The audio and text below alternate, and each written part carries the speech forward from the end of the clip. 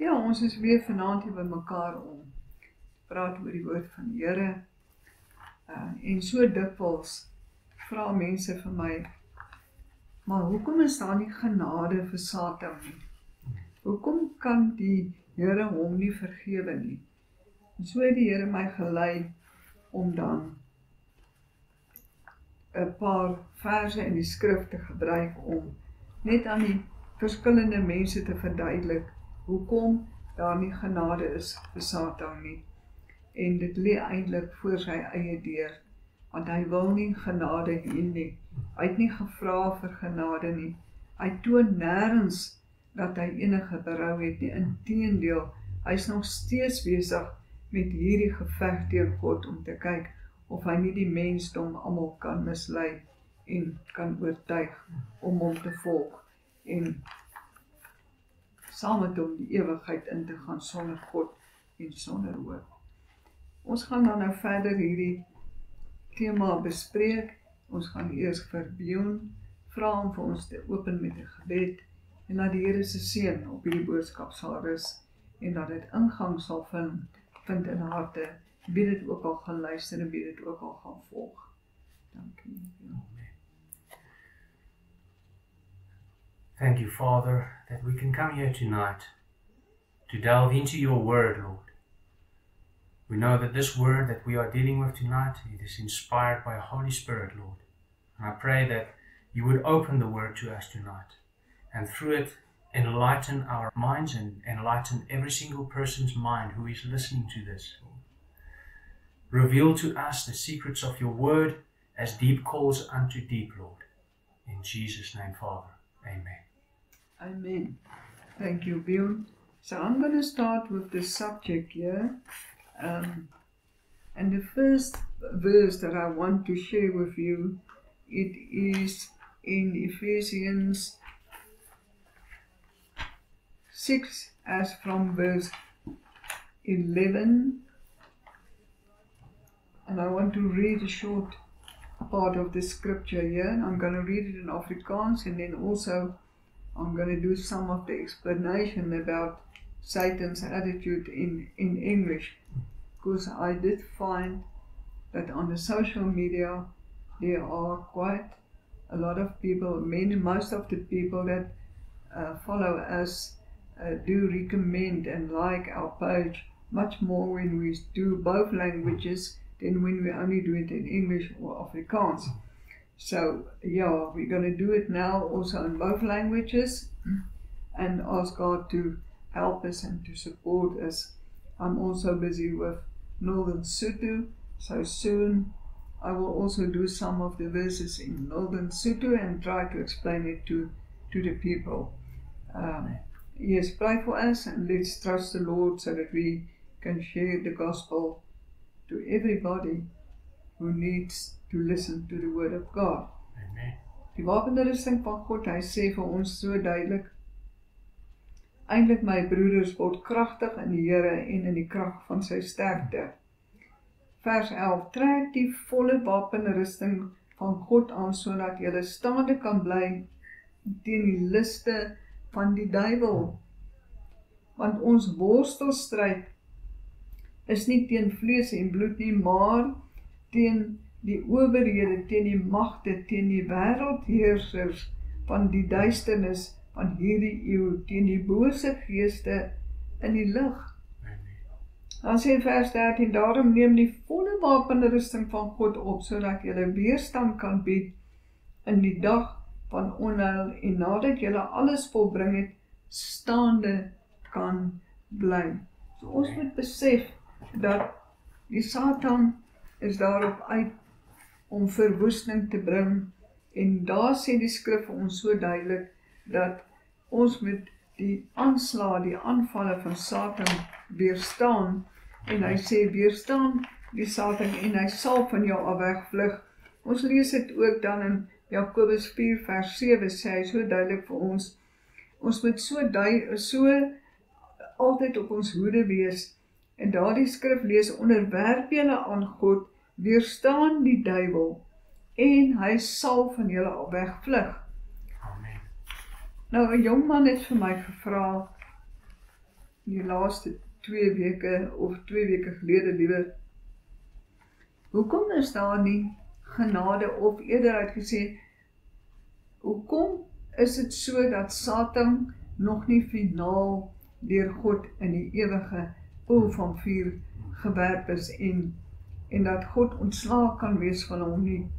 Hy sê, dan beteken dit mos, daar is genade vir Satan. Nou God het 'n raadsplan, en niks en niemand kan God se raadsplan verander nie. God se bedoeling was van die begin af, om met die mens, toe hulle in die tuin van Eden was, die paradys, om met die mens daar te kommunikeer en te wandel. En hy sê, hy het in die aandbyntjie gewandel, en hy het na Adam geroep, en gevra, Adam, waar is jy? En Adam en Eva het gaan skuilings soek, want hulle het geweet, dat hulle het gesondig, hulle was nie gehoorsaam aan die stem van die Here nie, en so het die Satan houvas op hulle gekry. Waarom ek begin deur, hoekom is daar nie genade van Satan nie? And I'm going to do this part in English. It says, there is no grace for Satan because his rebellion was a conscious, deliberate and final rejection of God, not an act of ignorance or weakness. Unlike humans who can repent, Satan is believed to have made a final, irrevocable choice with full understanding of his actions, their consequences, and his nature is now set in opposition to God. Yes. It's all about souls, a fight between, if we can put it that way, die geveg tussen God en Satan gaan oor die siele van die mens, want dis kosbaar vir God, en die siel is 'n ewigheid, hy kan nooit sterf nie, en daarom wil Satan alles saam met hom die ewigheid insleer in die poel van vuur in die buitenste duisternis, en om vir ewig en vir altyd weg van God af te wees. Then I want to read the next part. As a perfect high-ranking angel, Lucifer had a complete understanding of God's glory and his own position.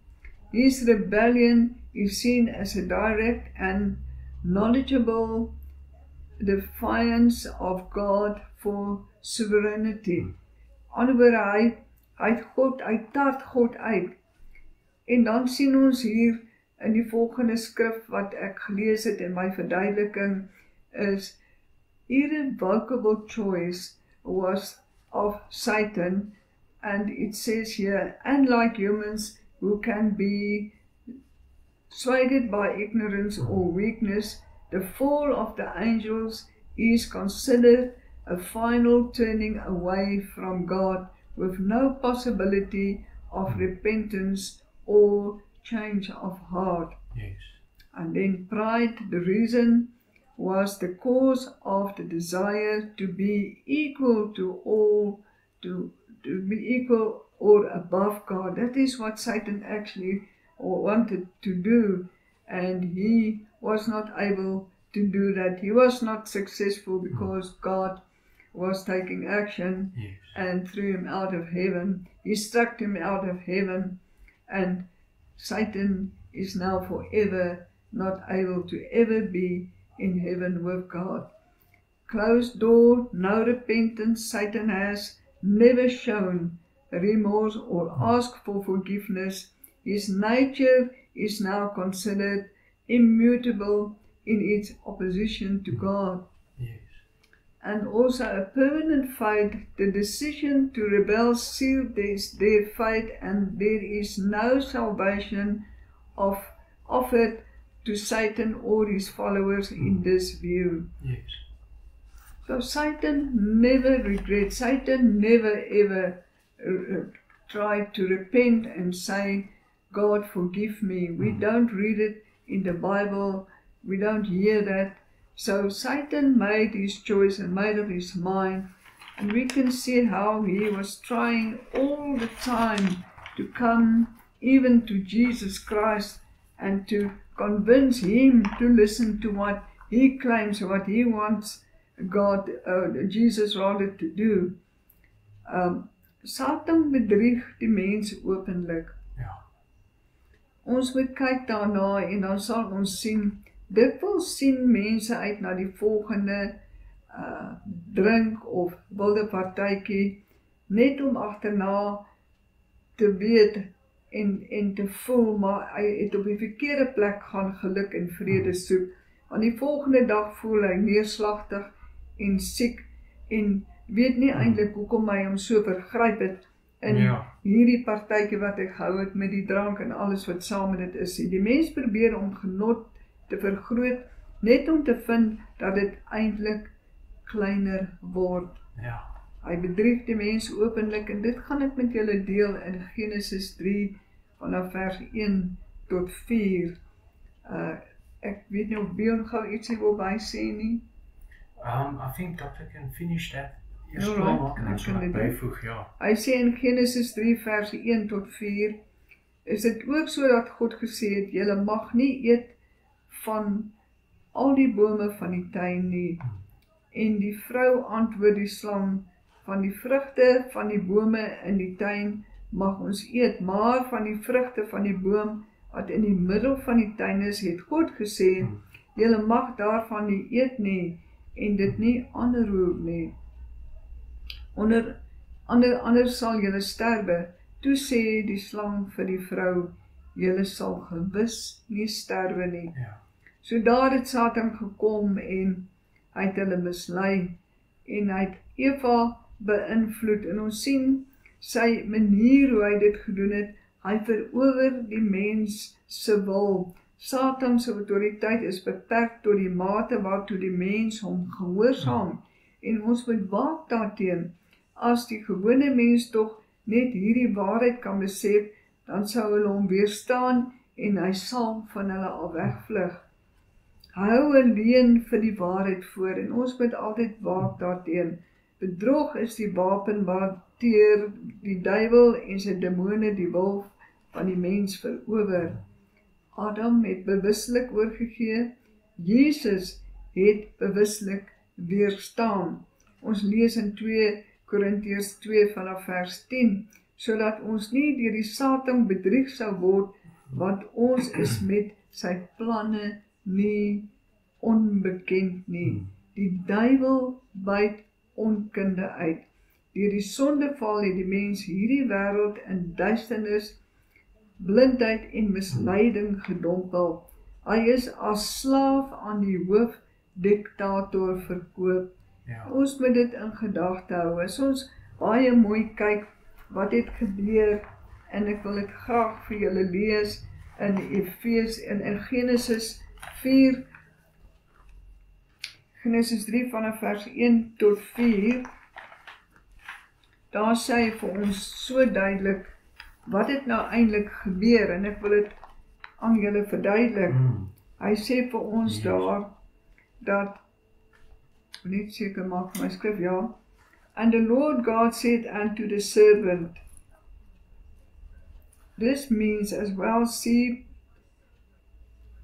presence, no question or interrogation being posed toward the serpent at all. God judges him, and it is in listening to this judgment that the guilty pair hear the first great promise respecting Christ. Dan lees ons hier in vers 15, sê hy vir ons, 3 vers 1 tot 14 en dan in vers 15, and I will put enmity between you and the woman. This presents the Lord now actually speaking to Satan, who had used the serpent. In effect, the Lord is saying to Satan, you used the woman to bring down a woman race, and I will use the woman as an instrument to bring the Redeemer into the world, who save the human race. Yes. Then the scripture says, and between your seed and her seed, it shall bruise your head. This means mankind which follow Satan, Yes. the Lord Jesus Christ. It speaks of Christ shall bruise, and it means the victory that Jesus won at the cross. And we can read that in Colossians 2, verse 14 to 15. And you shall bruise his heel. This means the sufferings of the cross. Yes. Verse 16. Unto the woman he said, I will greatly multiply your sorrow and your conception. This means the original plan of God was that a husband and wife would bring sons and daughters of God into the world. Due to the fall, they can only bring sons and daughters into the world in the likeness of Adam. And we can read it in Genesis 5 verse 3. In sorrow you shall bring, the scripture says, forth children.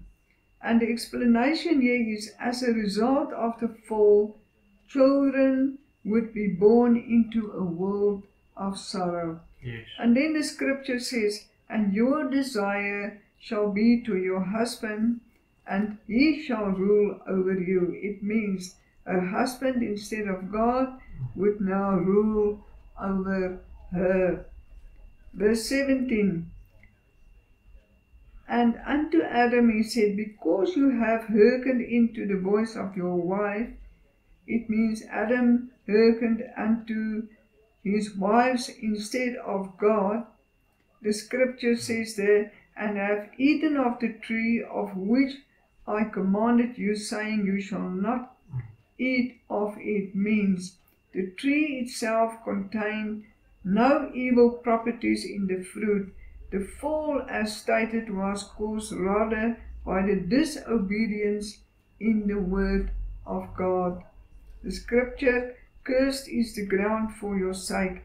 In sorrow shall you eat of it all the days of your life, which means earth was originally intended to be a paradise, but now it will give up its largest reluctantly as well. The phrase all the days of your life proclaims the death sentence, which means that life is now terminal, all as a result of spiritual death, which was and is separation from God. Yes. And that is the most fearful thing that can ever happen to any person who did not accept Jesus Christ as his personal Savior and have to be with Satan forever in hell and to be without God. Most definitely, yes. Yeah. There's a lot to unpack here. This is a very big revelation. But I think I would like to add a few things. You're welcome. So, yes, it's definitely that Satan, I think he was definitely exposed to the full glory of God. He saw God in all his glory. He saw that he was in heaven. He saw the glory of God, the full truth, everything. Yes. So for someone to be in that position, to experience God at that level, to reject it, correct, it's impossible to draw such a one back to repentance. Yeah. Well, through Christ, repentance was made available for us. Because through Satan, sin came into the world, but Jesus Christ came into the world as the second man, Adam, through who the whole of creation is recreated, correct, to come and destroy the works of the devil. Yeah. And this was God's plan. So I just want to read Ezekiel 28, just a few verses from Ezekiel 28. I'm just going to read them quickly here.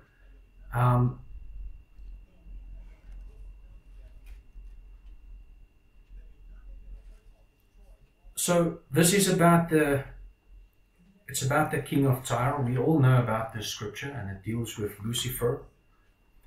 So from verse 2, I'm just going to read here. It says, Son of man, say to the leader of Tyre, thus says the Lord God, because your heart is lifted up, you have said, I am God, I sit in the seat of gods, in the heart of the seas. Yet you are a man and not God, although you make your heart like the heart of God. Behold, you are wiser than Daniel. Therefore, there is no secret that is a match for you. By your wisdom and understanding, you have acquired riches for yourself, and have acquired gold and silver for your treasuries. By your great wisdom, by your trade, you have increased your riches, and your heart is lifted up because of your riches. And this is the position that Satan was in. It says here, you had the seal of perfection, full of wisdom and perfect in beauty. Yet you were in Eden, the garden of God. Every precious stone was your covering, the ruby, the topaz, and the diamond, the beryl, the onyx, and the jasper, the lapis lazuli, the turquoise. All these precious stones was in you. And on the day you were created, you were prepared. So Satan saw the full glory of God, and he rejected it nonetheless. You see, and that is the one part, like what the scripture that you read there is, that Satan was fully informed and he knew God the Father, God the Son, and God the Holy Spirit. Yes. So the scripture says that we must remember one thing: if you sin, you can always be forgiven. But if you sin against the Holy Spirit, you will never be forgiven. En dit beteken dat wanneer 'n persoon teen die Heilige Gees gesondig het, is daar nie vergifnis nie. Nou, hoe sondige mens teen die Heilige Gees? Baie mense sê nee, as jy die Heilige Gees bedroef, daar's 'n verskil teen om die Heilige Gees te bedroef wanneer hy pleit met jou om te verander, wanneer hy tot jou hart spreek en jou roep om jou te bekeer van jou verkeerde weë. En wanneer om regtig radikale uitspraak teen die Heilige Gees te gee en die Heilige Gees dalk wil uitsprake gee wat absoluut soos 'n kurs kan klink. 'n Mens moet regtig willens en wetens bose uitsprake teen die Heilige Gees uitspreek. En daai sonde sal jou nie vergewe word nie. Maar ons moet weet, Satan het dit geweet. En Satan wou homself verhef bo kan God, God se gelyke en nog hoër as God. So wat hy eintlik daar gedoen het, hy het eintlik gesondig ook teen die Heilige Gees. En dit is 'n onvergeeflike sonde. En die woord van die Here lees ons daar sê dat Satan is uit die hemel, soos 'n bliksemstraal uit die hemel uitgewerp. So Satan het besef en hy is uit die hemel uitgegooi deur die mag en die krag van God. En hy weet daar is nie vir hom genade nie, want hy het gesondig teen die Heilige Gees. En hy het geweet, wie is die Heilige Gees? En dis 'n onvergeeflike sonde. En daarom het Satan tot op hierdie stadium nooit op 'n plek gekom waar hy kon berou kry en vergifnis vra nie, want net die Heilige Gees kan in jou hart werk en jou oortuig dat jy moet terugdraai en jy moet berou in jou hart ervaar en werklik berou beleef en berou kry in jou hart dat jy die verkeerde ding gedoen het en die Here vra vir vergifnis en jou knie buig en die Here aanroep. En Satan het nie meer daai voorreg nie, want as in hom is boos.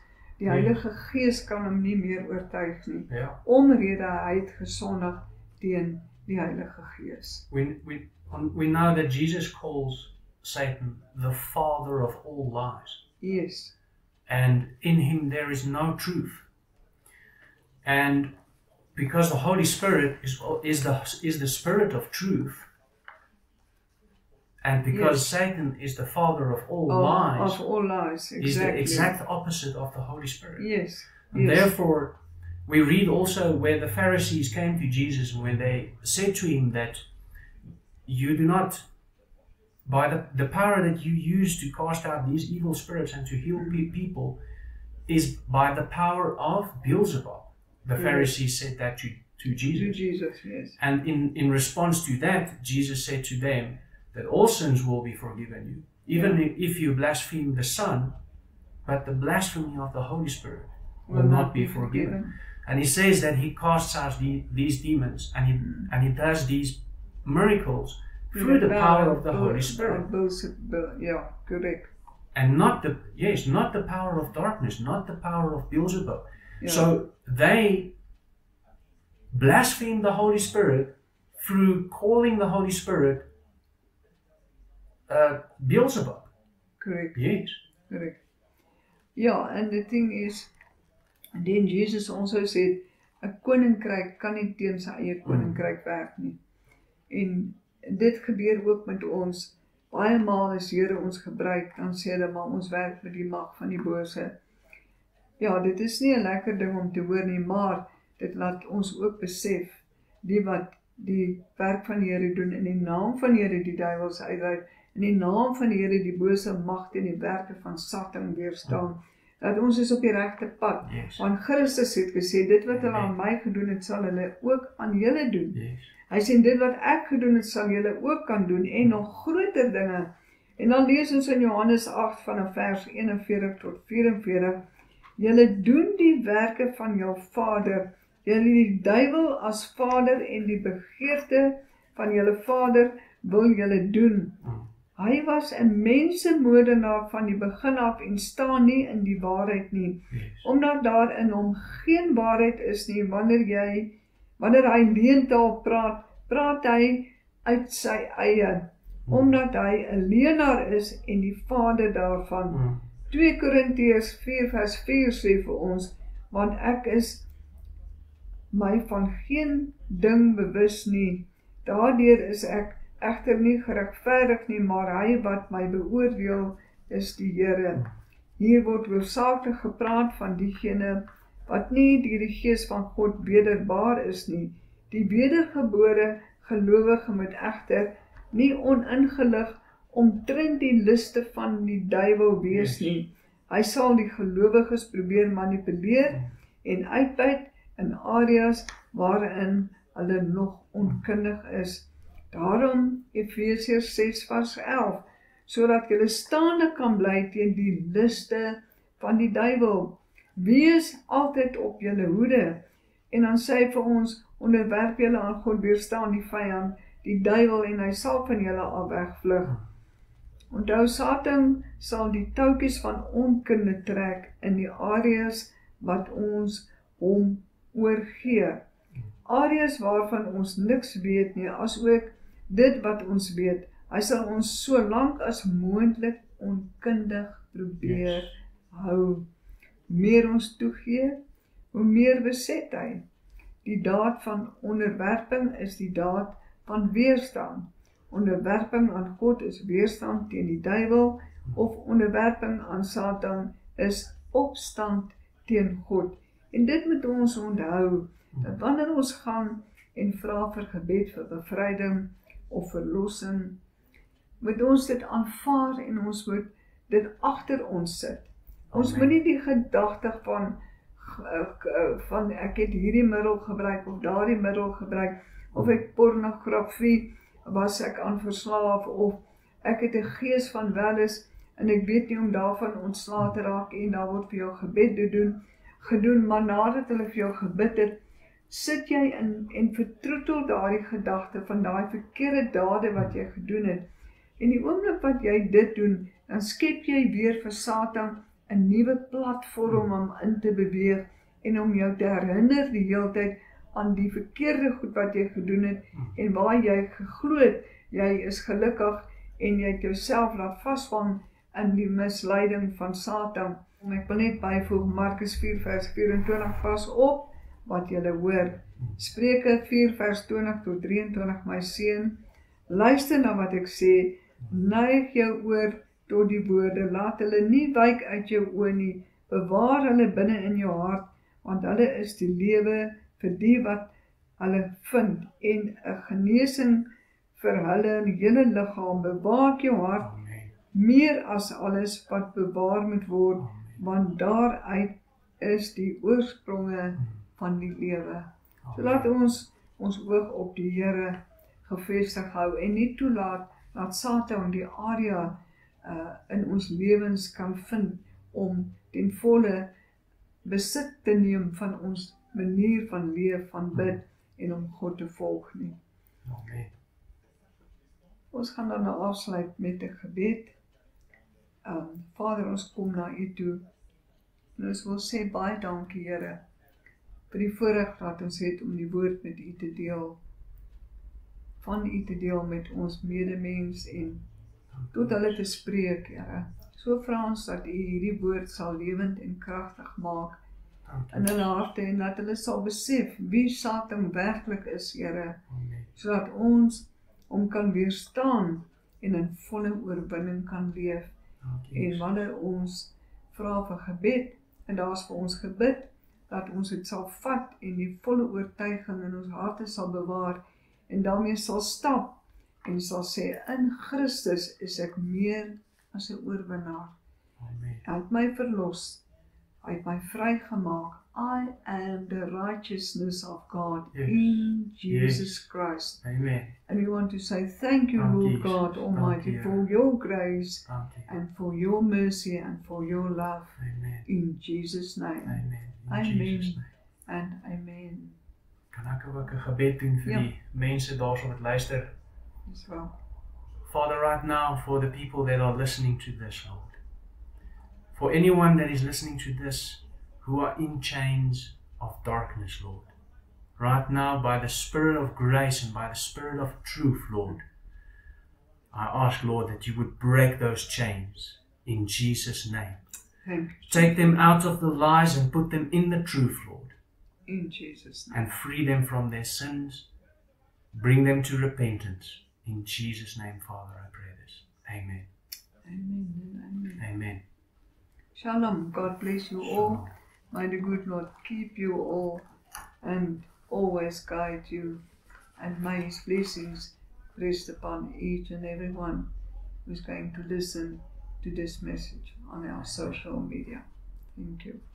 Amen.